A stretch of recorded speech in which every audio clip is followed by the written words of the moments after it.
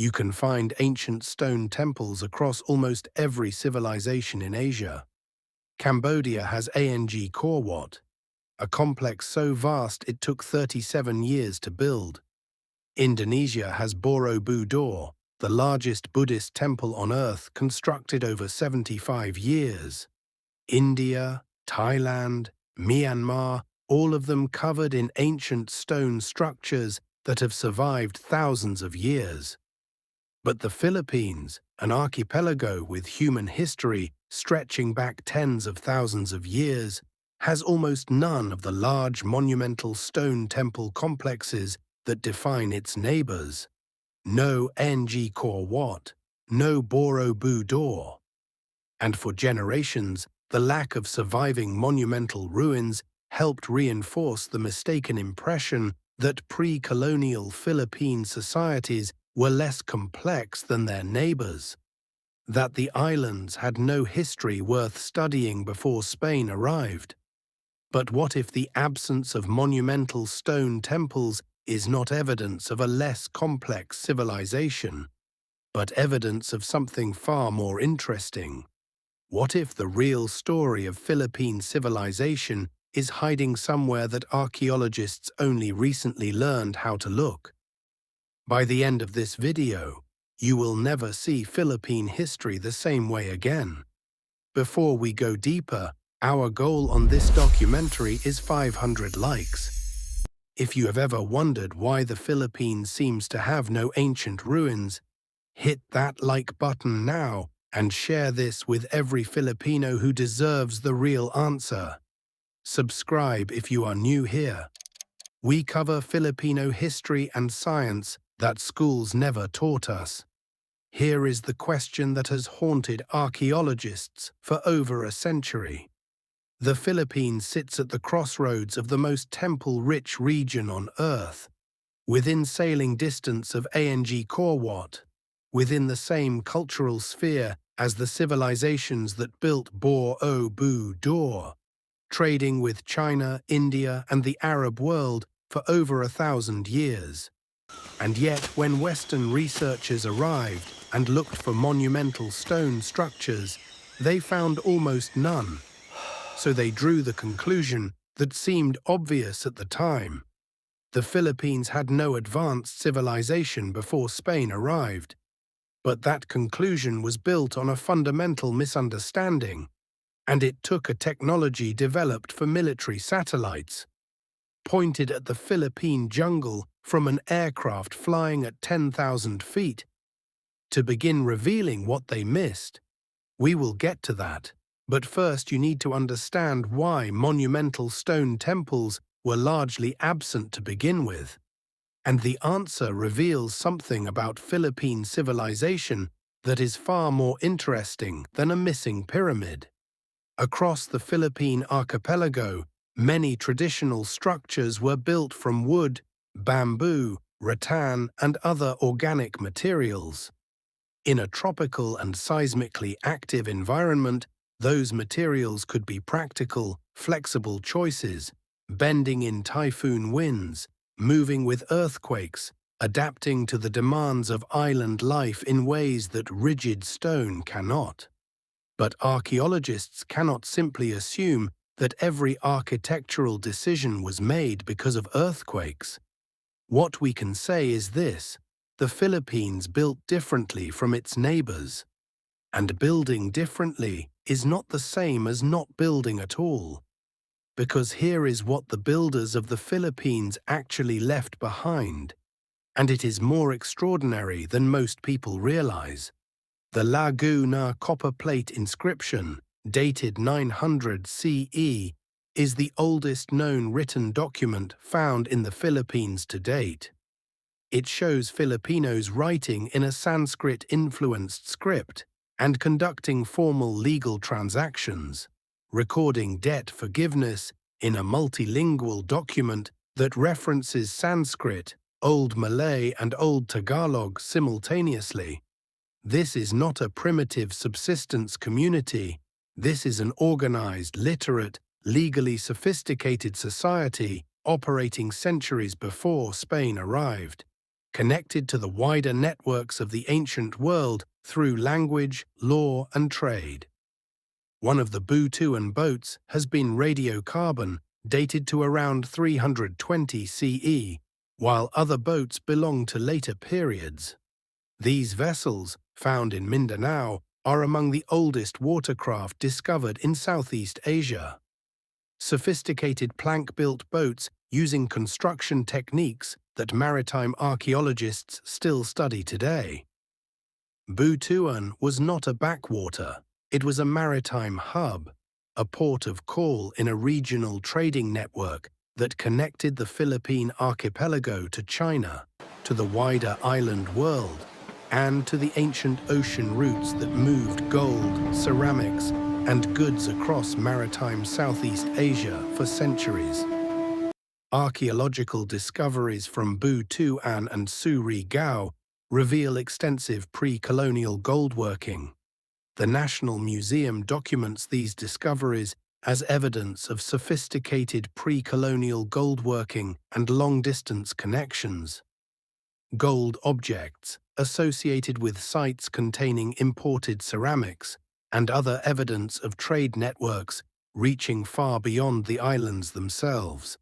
And then there is Kamhantik, a limestone mortuary site in the jungle of Quezon Province, dated by the National Museum to the 10th through 14th centuries.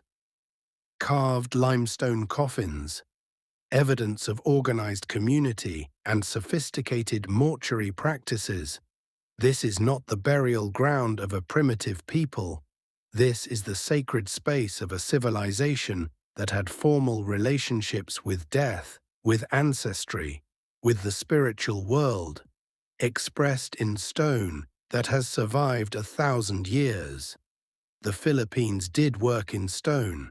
It simply did not build the kind of monumental temple complexes that dominate the landscape of Cambodia or Java.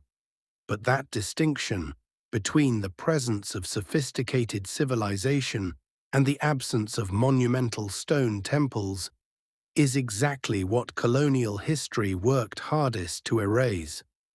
When Miguel López de Legazpi established the first permanent Spanish settlement in the Philippines in 1565, he did not find a primitive archipelago.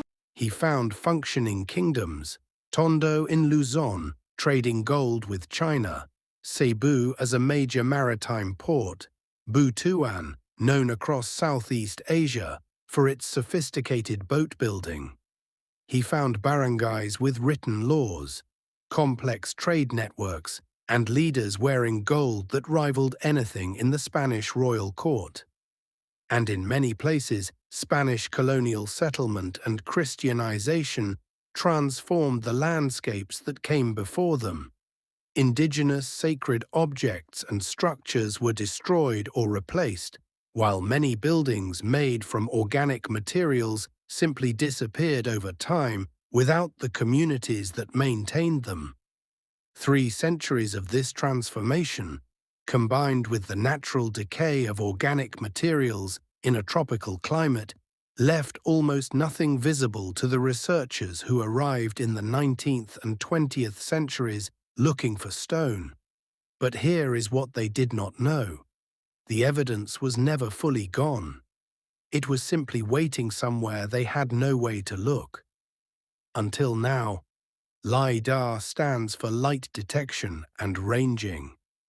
It is a technology originally developed for military mapping that fires millions of laser pulses per second from an aircraft, pulses that pass through gaps in the jungle canopy and bounce back from the ground below.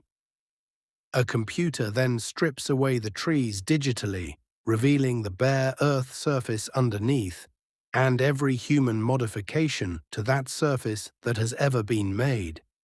When LiDAR was first applied to Cambodian jungle around Angkor Wat in 2013, it revealed an ancient urban network so large and complex that it completely rewrote the history of the Khmer Empire. Archaeologists had been studying Angkor for over a century. The LiDAR revealed a civilization 10 times larger than they had discovered on the ground. LiDAR is now giving archaeologists a new way to investigate Philippine landscapes that were almost impossible to read from the ground.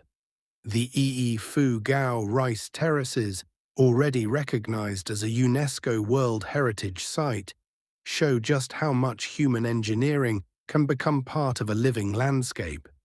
And archaeological research has also challenged the older assumption that the terraces are more than 2,000 years old, showing why Philippine archaeology is still actively revising long-held narratives.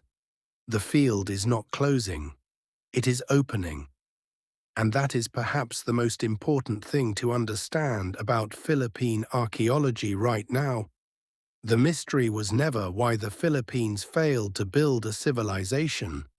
The real mystery is how much of a civilization built in materials that rarely survive is still waiting to be discovered. Modern archaeology is still uncovering the scale and complexity of that history. Think about the last time you stood somewhere and felt the weight of history beneath your feet. Think about your own family, where they came from, what they built, what they survived.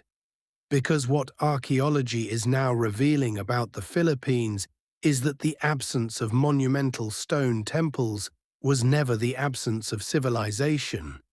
It was the presence of a different kind of civilization, one that built with organic materials adapted to its environment, that encoded its history in oral tradition and living landscape rather than permanent stone, that traded gold across the ancient world, wrote legal documents in multiple scripts, and built ocean-going vessels that maritime archaeologists still study today.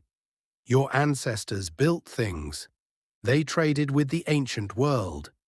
They wrote in their own script, governed under their own laws, worshipped in their own sacred spaces. The Laguna Copperplate proves it. The Butuan Boats prove it. The gold of Surigao proves it. The limestone tombs of Kamhantik prove it.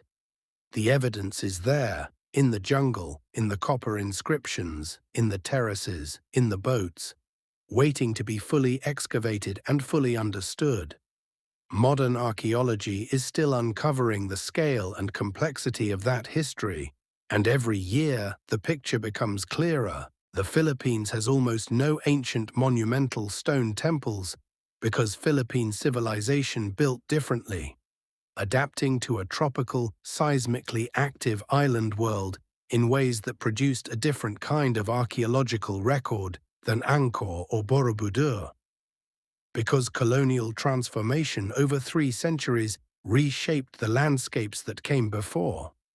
And because the organic materials that Filipino civilization built with do not survive the way stone does.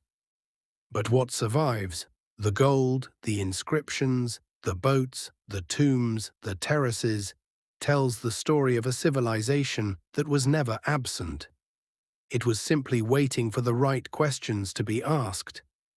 If this changed how you see Philippine history, share it with every Filipino who was taught that their ancestors had no civilization before Spain.